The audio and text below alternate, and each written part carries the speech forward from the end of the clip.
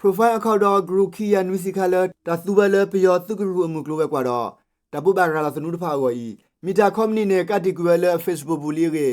Justice for Myanmar GFM ထူတော့ပုပါရာလာဝဲနေလားတမဝဲဒီဆိုဤနေလက်ခီရိုခီစီတနေဘူးမီတာပါလောခတာဘလသို့သူကရူပက်စရမှုကလိုပဲကွာတာဖိတာမှာတော့မီဒီယာဖာနေဒီတဘလသို့တမထွဲပဲကေတဲဝဲနေလားအခါအာဒီကေလတာကတိကူဝဲနေ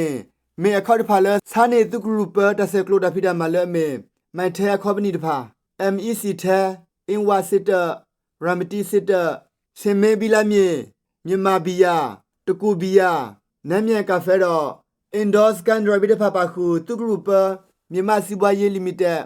MEHL တော့မြန်မာစီပွားရေး Corporation MEC စစ်တော့ဖလာတမအဒီအခါတဖာစီကိုပါခုပဲကေတတင်ကြပါနေလားမုကလိုဝဲကွာအကောက်ဒီတိုဤတကပါ Alive for Justice 3 New Service Station တော့မြန်မာ Information Community တရလာသနူလီကဘီဘတ်ဖာစီကို